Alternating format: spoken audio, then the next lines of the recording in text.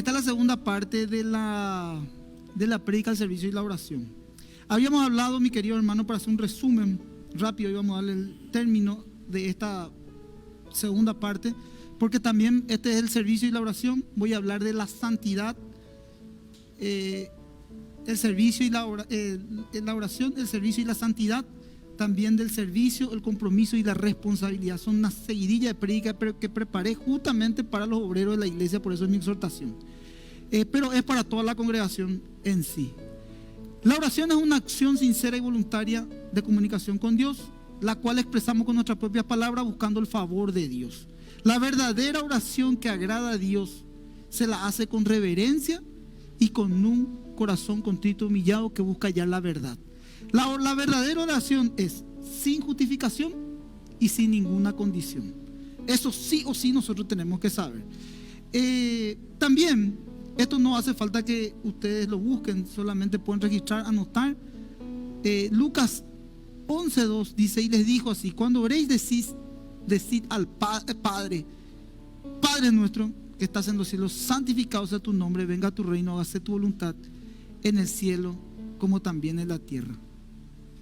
Jeremías 29:11 al 13 dice: porque yo sé los pensamientos que tengo acerca de vosotros, dice Jehová, pensamiento de paz y no de mal, para daros el fin que esperáis. Entonces me invocaréis y vendréis y oiréis a mí y yo os oiré, y me buscaréis y me hallaréis, porque me buscaréis de todo corazón. Dios le dio la oportunidad al pueblo de participar en lo que Él planificaba por medio de una oración sincera. Por eso decía: me invocaréis. Al invocarle, Dios estaría presente. Si somos débiles en la oración, somos débiles en todas las áreas. Esto es fundamental para el creyente. Esto es fundamental. Esto me decía un hermano: pastor, yo no puedo entender y concebir cómo la iglesia, pastor, va a crecer, porque hay hermanos que se están tomando muy en serio este tema de la oración. Incluso estamos pensando en ayunos congregacionales, porque tenemos que tener una búsqueda de Dios. Muchas veces nosotros venimos a la iglesia y da gusto, socializamos. Claro, es importante socializar, tener hermanos de la misma fe, hermanas, somos familia, como decía el eslogan. Pero al margen de eso, nosotros como creyentes tenemos una responsabilidad de búsqueda a Dios. Y me decía este hermano: pastor, en la antorcha, donde verdaderamente tenemos que tener la responsabilidad, el compromiso, estamos entre 4, entre 5. Y es cierto, son los fieles de la casa del Señor que están sosteniendo por medio de la oración. Pero bueno, yo tomé también un poco en serio la propuesta de este hermano y le dije: yo tampoco no consigo, y como pastor voy a tener que tomar una determinación, instarle a los hermanos a la búsqueda de Dios. Porque eso, por lo que dice, si somos débiles en la oración, si somos débiles, esto hablo en general, no hablo personal, vamos a ser débiles en todas las áreas. Vamos a ser débiles en todas las áreas. Y esto decía este pastor Leonard Ravenhill: dime cuánto tiempo pasas a solas con Dios y te diré cuán espiritual eres. 4 puntos claves sobre la oración que desarrollamos la otra vez 2, y hoy vamos a desarrollar otros 2. Orar con el entendimiento era el punto 1. ¿Se acuerdan que hablábamos de no tratar de reclamarle nada a Dios, específicamente nuestros propios deseos, o exigirle que actúe de acuerdo a nuestra propia voluntad? No, debemos pedir a Dios que Dios haga las cosas de acuerdo a su voluntad. De esa manera escuchará nuestras oraciones y nos va a iluminar y nos va a guiar. Hoy vemos que, y esto ya lo dije la semana pasada, de que el pueblo cristiano muchas veces es mal enseñado. Habla, por ejemplo, de que apela, por ejemplo, a la parte humana y quita a un Dios de lado. Por ejemplo, dice, por ejemplo, enseñanza de líneas cristianas, por ejemplo, dicen que por medio de la oración puede mover la mano de Dios. No, vos ni yo no vamos a poder mover la mano de Dios. Dios es Dios, Él no tiene sombra de variación. Él es lo que la Biblia dice quién es, y por sus atributos nosotros entendemos que Él es un Dios soberano. Por sus atributos entendemos que Él es un Dios todopoderoso. Entendemos por sus atributos que Él es el principio y el final, el alfa y el omega, que Él es infinito. Él está por encima del hombre. Sin embargo, el hombre muchas veces trata a Dios como su secretario. Yo le digo a Dios que haga esto, yo le digo a Dios que haga esto. No, el hombre tiene que someterse a la voluntad de Dios y entender que su voluntad es buena, agradable y perfecta. Por eso es que vos escuchás muchas veces de línea doctrinal específicamente que se tiran hacia la teología, la prosperidad, y hablan, por ejemplo, de tenerle a Dios, decretar esto, establecer esto, declarar esto, y no es así. No se va a cumplir si no es la voluntad de Dios. Y nosotros cuando oramos debemos orar conforme a su voluntad. Esa es la oración. Por eso dice Santiago, la oración eficaz del justo puede mucho. ¿Cuál es la oración eficaz? La oración eficaz del justo es aquella que se hace con arrepentimiento. Vos no podés orar pidiéndole a Dios algo si no entraste a cuentas con Él. Si no ves primeramente tu miseria y la gracia de Dios en tu vida para poder dar el otro paso de fe. También escuchamos muchas veces del traspaso de la unción. Ese es un hombre ungido. Que ese hombre ore por vos para que ocurra algo. El hombre es hombre. Si vos orás como probablemente aquel hombre, vas a tener la misma unción. Vas a tener la misma unción. ¿Por qué? Porque la unción es una y el Espíritu Santo se derrama con aquellos que le buscan de todo corazón.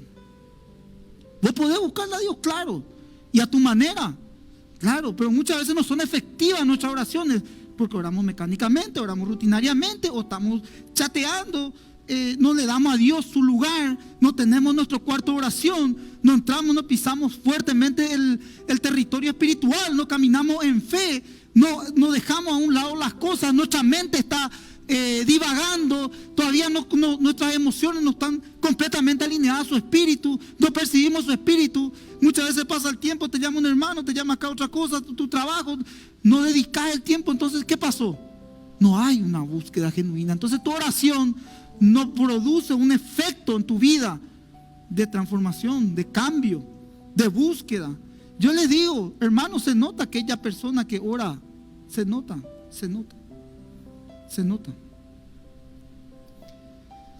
Entonces con esto yo hablaba de la parábola del fariseo y el publicano. Se jactaba el fariseo de ayunar 3 veces al día, de diezmar y de orar. Sin embargo estaba el publicano que se pegaba al pecho y que no era digno de levantar su cabeza.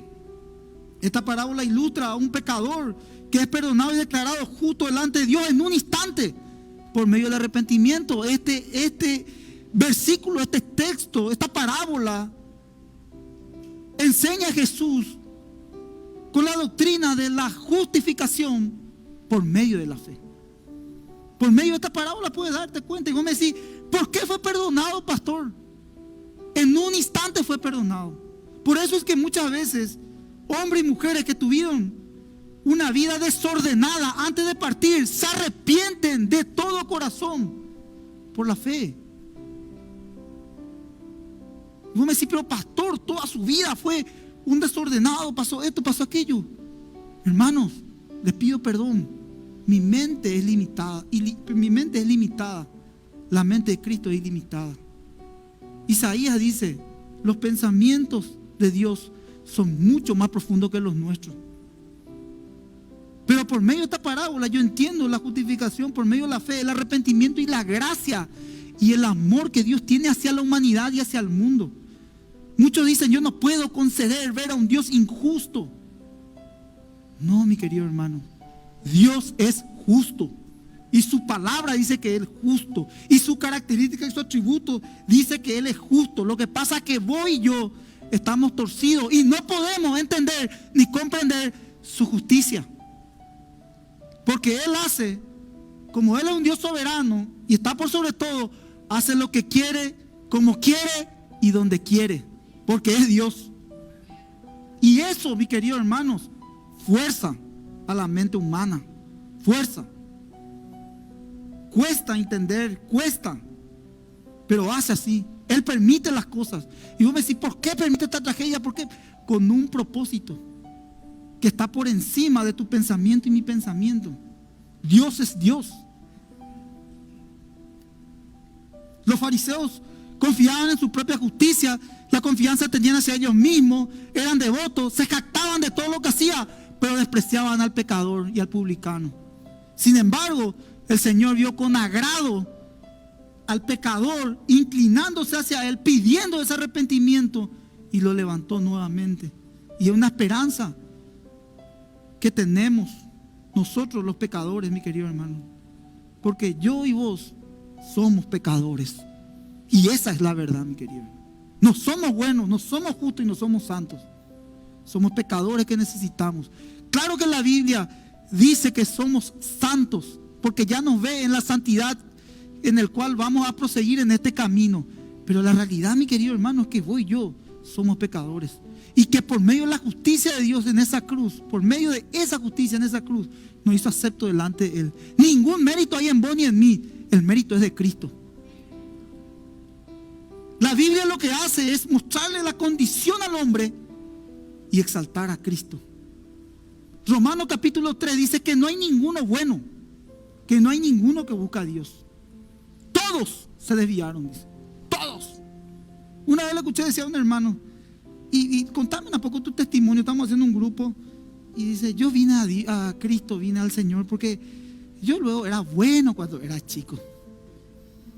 No entendió nada. ¿Y vos por qué viniste? Me dijo, cuando yo no era ni pastor. ¿Yo por qué vine? Porque estaba reventado. Pero no te hablo así con la moralidad ni nada, porque no entendía nada, porque mi vida era una religiosidad. Me creía bueno porque me confesaba, le decía yo. Y cuando yo me confesaba, yo hacía 3 ritos: un Padre Nuestro, un Dios te salve, y yo me sentía bien y pasaban a dar la comunión, le dije. Pero ¿qué pasaba? No había un cambio en mi vida. Nada pasaba, era siempre la misma persona. Y un día me cansé de ser esa persona. Por eso es que busqué. Y no busqué, mi querido hermano, y Dios sabe esto. Yo no busqué en una religión, porque es un error pensar que la religión evangélica es la verdadera y la que salva. Porque es una religión, y la religión está puesta por hombres. Pero sí, lo que salva es la palabra de Dios y el evangelio. Eso es lo que salva, mi querido hermano.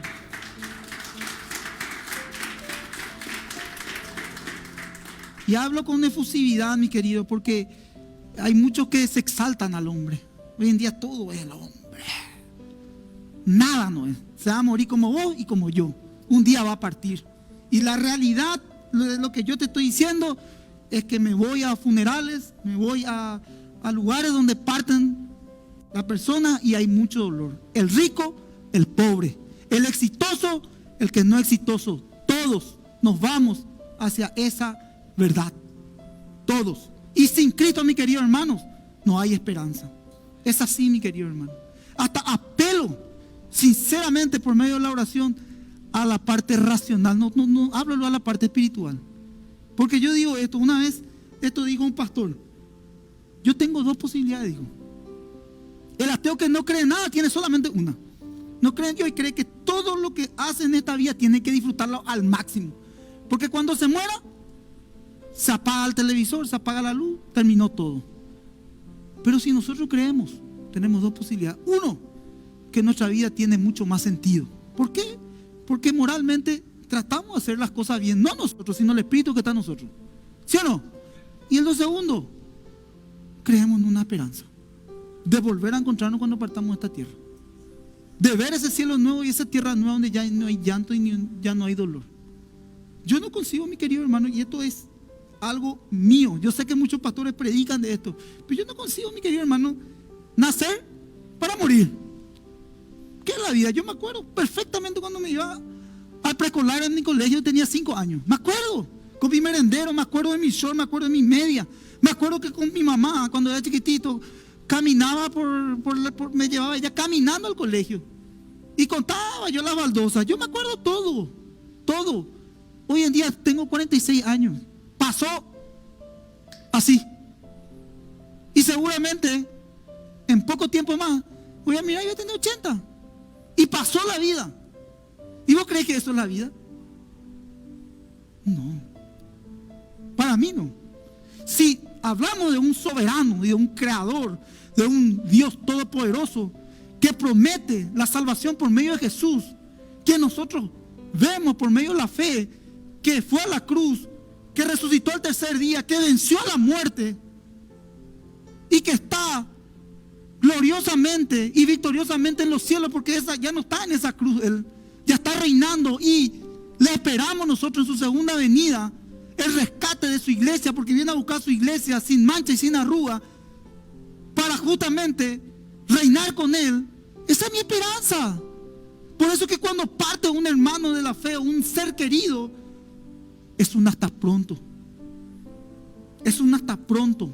Y eso es lo que yo digo en los velatorios, porque la misma Biblia lo dice. Y la palabra de Dios dice que Él no es hombre para mentir. Y si Él no es hombre para mentir, porque nosotros mentimos, yo tengo una decisión. ¿Cuál es? ¿Creer o creer? Porque si yo digo ser creyente y yo digo ser cristiano, debo de creer en la Biblia. Debo de creer en la Biblia y en mi Salvador. Por eso soy cristiano. Eso viene por medio de Cristo. Entonces el punto 2, orar con sinceridad. Eso ya vimos. Jesús y la oración. Cuando ores, no sea como los hipócritas. Los hipócritas les gustaban estar en los lugares donde había mucha gente, recitar los versículos, recitar la palabra. Decía Jesús, ellos ya tienen su recompensa. Sencillamente, los hipócritas son aquellos que vencen una cierta imagen, hablan demasiado lindo, profetizan para que la gente los vea. Sin embargo, Jesús dice que cuando ores, entra en lo secreto. Cerrar la puerta a tu habitación. Habla con Dios. ¿Qué te quiere decir? Asincerate. Y vos decís, ¿por qué? ¿Por qué ni vos ni yo? Si yo te digo, ¿sabes qué? Voy a utilizar tu ejemplo, Carcito. Si yo le digo a Carcito, un varón de Dios, un hombre de Dios comprometido en la oración, yo sé. Pero yo le digo, Carcito, vamos a mostrarle a la congregación qué pasó con tu mente toda esta semana y le pongo un chip, pasamos acá. No va a querer. Y bueno, no, le quito a Oscar. Como pastor yo, me digo, es mi pastor. Todo te faltará. Vamos a ponerle un chip al pastor y vamos a ver qué pensó en esta semana. Mi hermano querido, la terminar de tomar el ómnibus para amanecer en otro país será de la vergüenza que voy a tener. Y así a cualquiera. ¿Por qué? Entonces, ¿por qué te dice entra en lo secreto? Para que lo que está en tu mente, lo que está en tu pensamiento, vos puedas cerrar tu rodilla o tu habitación o tu oficina o el lugar donde vos estás y vos puedas hablar de lo secreto con tu Creador, con Dios, y decirle, soy un pecador, como vimos el domingo, y empezar detalle por detalle a hablar de tu pecado, de tu maldad, de tu corazón, de las personas que quizás te hirieron o las que produjeron un enojo, y vos vas hablando con esa persona, hablando con Dios. Mi querido hermanos, si lo haces, va a producir una sanidad en tu corazón y vas a ver qué efectivo es la palabra de Dios. Lo que pasa es que nosotros esto lo entendemos técnicamente. Incluso podemos dar enseñanza sobre eso, pero llevarlo a la práctica cuesta, porque esto es una disciplina. Y no podemos ser pues como los fariseos, de orar lindo en público, y no vas a contar tu perversidad en público. Por eso hablé lo del chip. No vas a contar. Y esto hablo en general, el hombre, cuando digo el hombre y la mujer, o sea, hablo de la parte humana. Todos tenemos nuestra debilidad, los hombres y las mujeres. Es así. Yo te quiero guiar a que vos tengas a que tu oración pueda ser efectiva y que tu oración pueda responder Dios. Ahora entramos en el punto 3. Antes de entrar en el punto 3, Dios no oye cualquier oración, hermano. Primero que nada, tenemos que tener una base bíblica. Pero más allá de tener esa base bíblica y poder entender, lo que Dios escucha es la oración desesperada. Y me gustaba mucho, porque todo esto me inspiró de este hombre de Dios, un hombre de fuego, Leonard Ravenhill. Y él decía que Dios no busca hombres que organicen la iglesia, sino Dios busca hombres que agonicen en la oración por la iglesia. Él decía esto: hay una diferencia entre conocer la palabra de Dios y conocer al Dios de la palabra. Él decía: la vida cristiana se vive de una manera, a la manera de Dios. Y cuesta. Si vos mirás entre esas frases, cuesta. Y vos decís: ¿por qué cuesta, pastor? Porque en nuestra carne, yo no pensé en vos, tranquilo, siempre que los ejemplos me pongo yo, y yo me di cuenta de esto. Y esto yo le dije a mi esposa: en el ser humano hay cierta rebeldía, nos cuesta sujetar. Y cuando vos venís a la iglesia, vos crees que te enseñan que tenés que sujetarte hacia el hombre. Es cierto, la iglesia está, y también el gobierno, el Estado está, lógicamente son las autoridades las que gobiernan. Pero si vos te sujetas a la palabra de Dios, no vas a tener problema de sujetarte a esta autoridad. Pero hoy pues nosotros andamos, hoy pues todo es relativo, y cada uno quiere andar por su cabeza, pues. Entonces no te sujetas a la palabra de Dios y no te puedes sujetar tampoco a tu autoridad. Así es. Porque si te sujetas a la palabra de Dios, va a fluir. Va a fluir. Y esa es la manera de Dios, y es la manera efectiva. Pero hoy en día vos le vas a cristianos ligeramente hablando, diciendo todo lo que le parece, y sin darse cuenta contamina todo el ambiente. Empieza chisme, murmuración, y como si nada. Yo sé que eso acá no ocurre, ¿verdad? Yo estoy hablando en general, ¿verdad? Pero mi hermano querido, no sabes el prejuicio que está causando. Y vos decís: hablaste ligeramente nomás, sin un conocimiento. Y yo te digo, no le digo a ustedes, sino si alguien está viendo por las redes, tenés que arrepentirte, porque tu oración no va a llegar al techo. Y por eso las cosas por eso las cosas no fluyen. Por eso no fluyen. Porque está hablando, está preocupado en la vida de los demás, y no te está enfocando en lo que realmente es la esencia central. Entonces, entra en arrepentimiento, confesá tu pecado. Si te sentiste mal, o te hicieron daño, o vos hiciste daño, confesalo. Confesalo. Y pedirle a Dios poder arreglar las cosas, por lo menos caminar y continuar. O si no, mi querido, nos va a perjudicar. Yo de eso me di cuenta. Y yo lo que te hablo es de mi experiencia. De mi experiencia. Punto 3. Entonces, vamos a ordenarnos. Orar con entendimiento, orar con sinceridad, orar para hacer su voluntad. La oración no es un modelo simple o una simple liturgia. Cuando leemos, por ejemplo, el Padre Nuestro, Mateo capítulo 6, puedes abrir tu Biblia, y nos está refiriendo a una simple liturgia. En ese texto, en este Padre Nuestro, podemos ver 3 partes, y están relacionadas con las necesidades humanas, con la sinceridad y con la sencillez de palabras, en una profunda comunicación con Dios. Cito rápido, Mateo 6, 9 al 13, dice: vosotros pues, cuando oréis así: Padre nuestro, que estás en los cielos, santificado sea tu nombre, venga tu reino, hágase tu voluntad como en el cielo, así también como en la tierra. El pan nuestro de cada día, dánoslo hoy. Perdona nuestras deudas como también nosotros perdonamos a nuestros deudores. Y no nos metas en la tentación, mas líbranos del mal.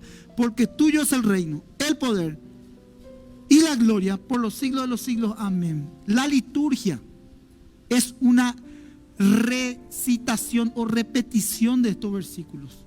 Y este modelo bíblico que establece la palabra de Dios, y es palabra de Jesús, es el modelo de oración. Y vos me decís: ¿cómo puedo entender esto? Romanos 8:26, puedo anotarlo nomás, yo voy rápido. Dice: y de igual manera el Espíritu nos ayuda en nuestra debilidad. Pues ¿qué debemos de pedir como conviene? No sabemos, pero el Espíritu intercede por vosotros con sonidos indecibles. Hay veces, mi querido hermano, y esto apelo también a su madurez, de que hay veces que necesitamos orar. ¿Verdad que sí? ¿Verdad que hay veces que hay un deseo de búsqueda de Dios, pero no podemos encontrar ese punto para poder estar con Dios, estar con su Espíritu, estar en su presencia, por la actividad que tenemos. Pero hay un deseo que te lleva a buscar. Y cuando entras en esa presencia, no sabes ni cómo expresar lo que hay adentro. Y el Espíritu te ayuda en tu debilidad. Eso dice. Incluso, mis queridos hermanos,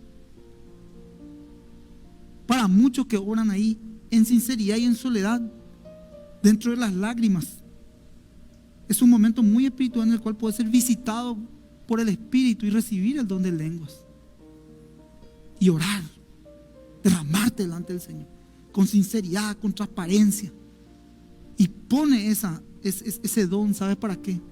Para batallar, para orar, para esa búsqueda, para adorar. Y es algo entre vos y Dios. Acuérdense, en lo secreto.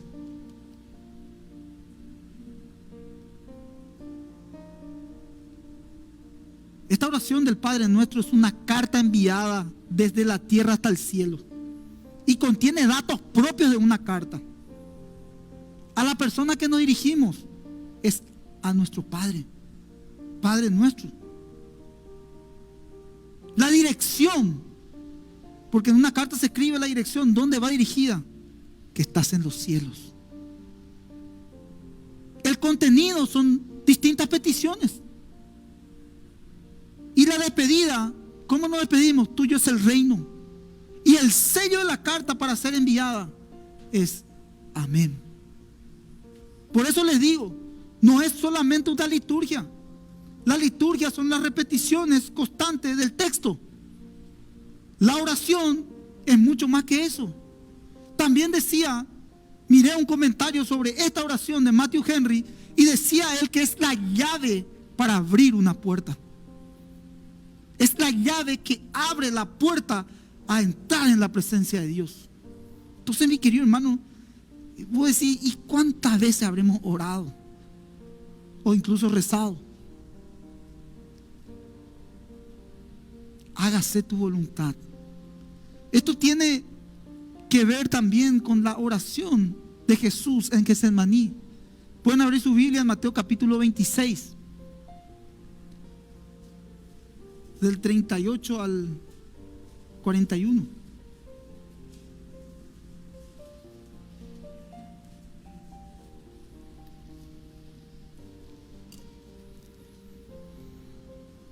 Voy rápido. Mateo capítulo 26, 38 al 41. Entonces Jesús les dijo: mi alma está muy triste hasta la muerte. Quedaos aquí y velad conmigo. Le estaba diciendo a sus discípulos. Yendo un poco más adelante, se postró sobre su rostro, orando y diciendo: Padre mío, si es posible, pasa de mí esta copa, pero no se haga como yo quiero, sino como tú. Vino luego a sus discípulos y lo halló durmiendo y dijo a Pedro: así que no habéis podido velar conmigo una hora. Velad y orad para que no entréis en tentación. El espíritu a la verdad está dispuesto, pero la carne es débil. Esta oración que Jesús está haciendo en Getsemaní, podemos observar tres partes: el título con que se dirige, el favor con que ruega y la sumisión a la voluntad de Dios. Solamente en este texto. Jesús, en el título a que se dirige, ¿a quién se dirige? Él dice: Padre mío. Aunque era un momento muy denso y hasta espiritualmente podría haber la oposición, y esto graficando espiritualmente en esa oración, había una nube que cubría, que quería interferir la comunión con su Padre. Pero a pesar de esa oposición, Jesús podía verlo a citar estas palabras dulces y tiernas. Se estaba debatiendo nada más y nada menos en lidiar con todos los pecados del mundo, Cristo. Y él estaba sintiendo ese peso en ese momento. Y también el hecho carnal de poder sufrir. Sin embargo, él puede citar estas palabras dulces y tiernas diciendo: Padre mío. ¿Cuál es la metáfora de este primer título con que se dirige la oración en Getsemaní de Jesús? Es que cuando un hijo tiene algo que lo puede atribular, o algo que lo da, diríamos, que lo quita la paz. O cuando un hijo necesita, está en preocupación, en angustia, esa es la palabra, ¿a quién recurre? A su padre. Entonces, en medio de esa situación de tensión, de angustia, Jesús le dice: Padre mío. Él sabía que su padre iba a estar con él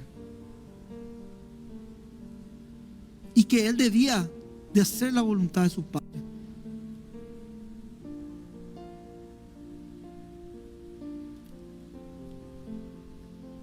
Si es posible, pasa de mí esta copa. ¿Por qué? Porque esa copa era los sufrimientos. Debía de tomar la copa más amarga. Jesús tenía una angustia. Y esto no tiene que ver con lo carnal ni con aspectos psicológicos de que iba a morir en la cruz. No. Era una tristeza que visitaba su espíritu. Porque en pocas horas debería de haber de beber la copa de la ira de Dios contra el pecado. Y la copa en el Antiguo Testamento es símbolo de la ira de Dios contra el pecado. Esto solamente anótenlo. Isaías 51, 17 y 17 dice: despierta, despierta, levántate, oh Jerusalén, porque bebiste de la mano de Jehová el cáliz de su ira, el cáliz del aturdimiento que bebiste hasta los sedientos. Su eterna sumisión a Dios: no se haga como yo quiero, sino como tú. La voluntad de Cristo estaba firmemente arraigada a la voluntad de Dios. Acá podemos ver que Él se sometió, se rindió a cumplir lo que Dios le había llamado a hacer, no a lo que Él quería hacer. Por eso que la palabra de Dios dice que Él fue obediente, obediente hasta la cruz. ¿Saben qué es la voluntad de Dios? Porque muchos tememos de la voluntad de Dios, que sea la voluntad de Dios, pues yo no sé qué es lo que es la voluntad de Dios para mí, y trae eso conflicto. No. La voluntad de Dios es que no sea como yo quiero, sino como tú quieres. Es rendirse a Dios, a las cosas sin conflicto entre la voluntad humana y la voluntad divina. Tú estás en control de todo, Señor. Si tu voluntad se hace, voy a estar bien y voy a hacer lo que tenga que hacer, porque tu voluntad para mi vida es buena, agradable y perfecta. La carne es débil. Es débil. La lucha entre la carne y el espíritu es para no entrar en tentación. Presten atención. Dicen los hermanos: vamos a orar para no entrar en tentación. Pero ¿saben cuál es el problema? Que oramos cuando entramos en tentación. Cuando entraste en tentación, ya estás vulnerable a caer. Y ahí está orando. Claro que Dios te puede dar la victoria en su soberanía. Pero ¿qué te está diciendo la palabra de Dios? Antes de entrar en tentación, orale a Dios para que no entres en tentación. Acuérdense también de esto. Esto dice la carta de Santiago: Dios no tienta a nadie, sino que cada uno es tentado por su propia debilidad. Concupiscencia, literal, dice la palabra. Entonces, esto justamente estaba enseñando: la carne es débil. Orá para que no entres en tentación. No orá cuando entraste en tentación, porque ahí ya hay una vulnerabilidad. Generalmente cuando entraste en tentación, ya pecaste. Ya pecaste en la mente. Ya pecaste. ¿Se entiende, gente? Bueno.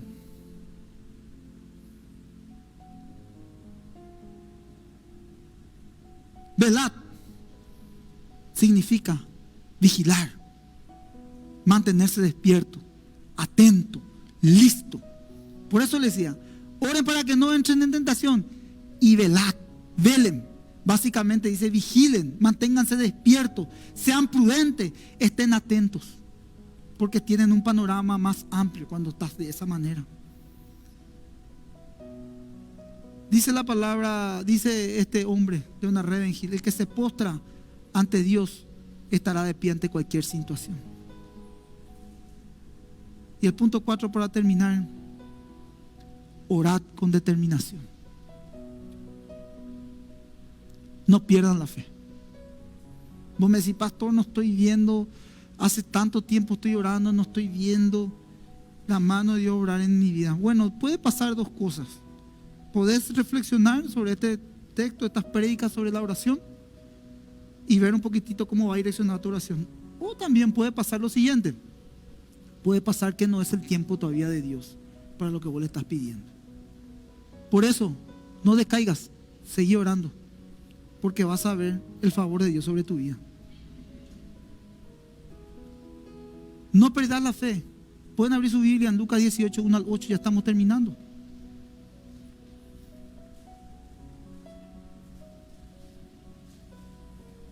¿Estamos aprendiendo, gente? Bueno. Gracias por los 3 sí y el amén de Margo.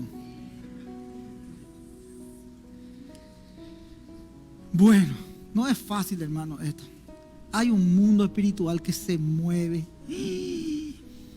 Siempre digo, no tengo yo la capacidad de ver nada. A mí me dicen los hermanos, pastor, y vos no viste eso. Y mira, yo estoy viendo esto, yo no veo. Camino por fe literalmente, pero percibo que hay un mundo espiritual que se levanta, hermano. Y esto no puedo dejar de decirlo. No puedo dejar de decirlo. Por eso es que no tenemos que perder la fe. Tenemos que seguir, no importa que no veamos, sino que creamos. Dice, bienaventurados aquellos bienaventurados aquellos que creen sin haber visto. Entonces, fuerza, gente, vamos a orar y pedirle al Señor que nos siga sosteniendo. Lucas 18, 1 al 8. Le refería a Jesús una parábola para enseñarles a ellos que debían de orar en todo tiempo y no desfallecer, diciendo, había en la ciudad un juez que ni temía a Dios ni respetaba a hombre alguno. Y había en aquella ciudad una viuda, la cual veía a él constantemente diciendo, hazme justicia de mi adversario.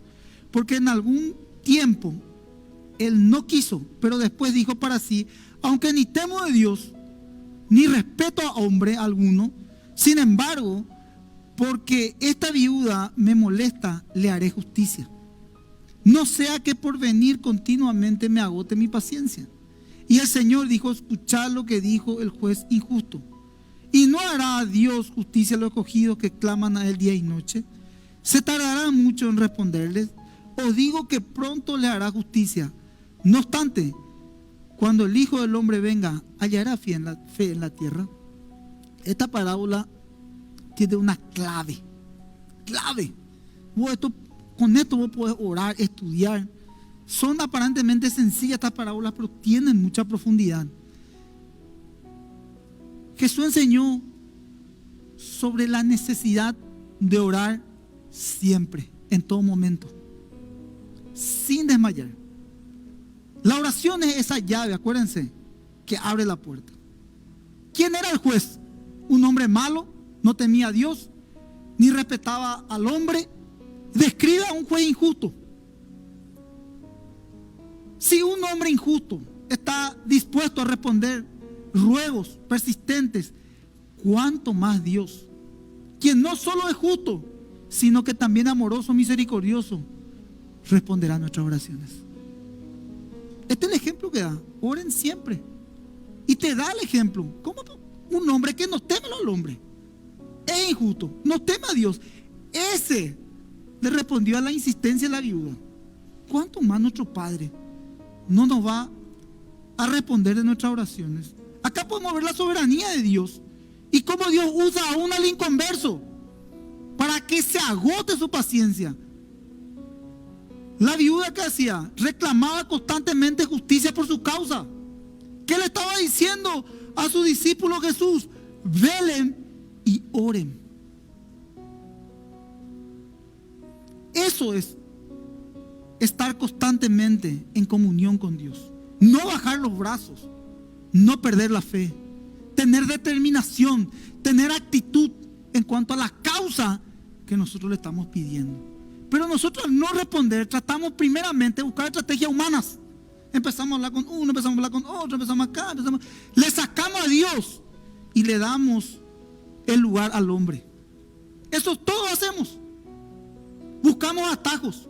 No dependemos sinceramente y transparentemente de Dios. Empezamos a buscar estrategias. Por eso que yo decía a este hombre de Dios, Cito otra vez nuevamente, Leonard Ravenhill decía que el secreto del avivamiento es la oración. Bíblico completamente. La iglesia fue avivada, la iglesia primitiva fue avivada. Pero el hombre que hace busca estrategias humanas para coaching. ¿Cómo pararse? ¿Qué hablar? ¿Qué mensaje le gusta a la gente? ¿Qué motivarle? Vos sos un campeón, sos una capa. Vos podés todo, vas a conquistar el mundo y las naciones. ¿Quién no quiere escuchar eso, mi hermano? ¿Quién quiere escuchar necesitas de Dios, un pecador, un miserable, vas a morir, arrepentite? ¿Quién quiere escuchar? Nadie quiere escuchar. Nadie. Y aquellos que escuchan el verdadero evangelio son aquellos que acuden al llamado de Dios. Y la iglesia, cuando Pedro se levantó y empezó a hablar de Cristo, 3,000 personas se convirtieron por un mensaje sólido. Pero ¿qué ocurrió? ¿Cuántos días quedaron velando y orando para que haya de repente la llenura del Espíritu y pueda dar el crecimiento a la iglesia? ¿Cuánto tiempo nosotros, voy a hablar colectivamente, como iglesia oramos? No, yo le digo, hermano, que voy a apretar, incluso vamos a hacer vigilias de oración, donde vamos a estar, no importa, 2, 3, 4, 5, buscando eso. Yo siento eso, hermanos, siento, sinceramente les digo, es como que algo que, un quebrantamiento que tengo, en el buen sentido les digo, de esa búsqueda. Tenemos mucho tiempo para todo, medio tomamos los tipos, las cosas tan a la ligera. Y una cara que le estoy transmitiendo, hermano, es buscar a Dios. De buscar a Dios. Este tipo de fe desafía. Dios siempre va a responder. Y esto me costó escribir, hermano, porque yo le estoy hablando de mí. Dios siempre va a responder de aquellos que claman humildemente. Dios siempre hace las cosas bien. Él está lleno de compasión con aquellos que sufren. Y va a responder a aquellos que le claman esperando con fe. Pronto Él va a hacer justicia. Pronto. Segunda Pedro 3:9, no hace falta que lo busquen. Dice: el Señor no retarda en su promesa, según algunos tienen por tardanza, porque es paciente para con nosotros, no queriendo que ninguno perezca, sino que todos procedan al arrepentimiento. Cuando Dios tarda en contestar, lo hace con un propósito y con una razón. Uno de sus propósitos es que seamos salvos. Él es paciente. Él soporta blasfemias, burlas, homicidios y todo tipo de transgresión. La gente se burla como si nada de Dios. Y Él espera con amor y con paciencia. Él espera en que los suyos, como cada uno de nosotros en algún momento escuchamos ese llamado, para que sean redimidos. Por eso no termina la tierra. Voy a decir, ¿por qué no viene Cristo? Muchos dicen, ya viene, no viene. Hay páginas en las redes del final de los tiempos. ¿Por qué no viene? Por amor, compasión y misericordia, porque ese es su atributo. Porque Él quiere que el mundo conozcan, sean salvos. Entendemos que no van a ser todos, pero aquellos que Él los llame van a acudir a ese llamado. No queriendo que ninguno perezca se refiere a aquellos que transitan en el camino de la condenación, en el sendero de un corazón no arrepentido. Son aquellos que rechazan el Evangelio y a Cristo y optan por vivir una vida de pecado. Pero Dios es paciente. Dios quiere que todos procedan al arrepentimiento. Él rechaza su venida porque es paciente y desea dar todo el tiempo necesario y suficiente para que el pueblo se arrepienta. Pero un día, mis queridos hermanos, como dice la Biblia, con las vírgenes, la sensata y la insensata, va a venir el novio inesperadamente, como ladrón en la noche. Y aquellos que estemos velando y orando, el novio vendrá a buscar. Y creo que esa es la iglesia. Su regreso está marcado. Y va a ser un tiempo de persecución y apostasía, de incredulidad. Por eso que Él dice, en ese momento, cuando Él regrese, hallará fe en la tierra. En realidad hallará quizá gente de apariencia de piedad, pero pocos, la Biblia dice que pocos tendrán esa fe genuina, pocos puros y honestos. Y la piedad significa un sentimiento de compasión que se produce en alguien que sufre o padece. Estos 4 elementos de la oración son el camino de práctica para la oración cristiana. Si lo ponemos en práctica, cada día seremos capaces de establecer una relación apropiada con Dios y entender la verdad dentro de las palabras. Nuestra condición espiritual será mejor. Tendremos cada vez más confianza en nuestra fe. Dios no busca hombres que organicen, Dios busca hombres que agonicen. La obediencia es el secreto del avivamiento, hermanos queridos. Entonces, para cerrar, quiero citar justamente estos 4 elementos. Y esto pueden verlos, los que no vieron la primera parte están en las redes, en YouTube y en el Facebook, esta prédica.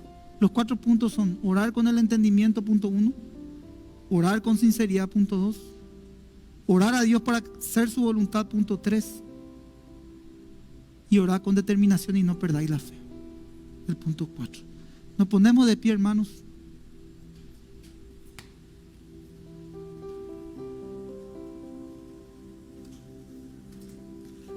Le damos gracias a Dios, ¿sí?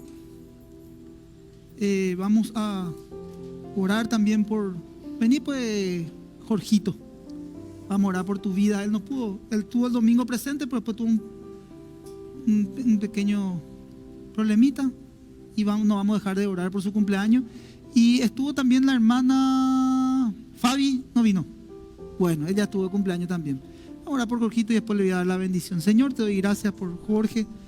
Gracias, Señor, porque él junto con su esposa forman parte de esta familia espiritual, Señor. Quizás él no se imaginaba que el domingo y hoy iba a poder pasar su cumpleaños con nosotros, con la familia de la fe, Señor. Y aún, Señor, él podía estar pasando su cumpleaños en cualquier otro lugar. Pero creemos, Señor, que tu Espíritu le ha traído a este lugar, le ha traído a esta casa.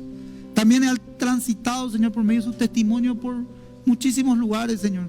Ha pasado situaciones también difíciles, adversas, donde tuvo que haber desarrollado la fe, agarrarse fuerte de ti, de la oración.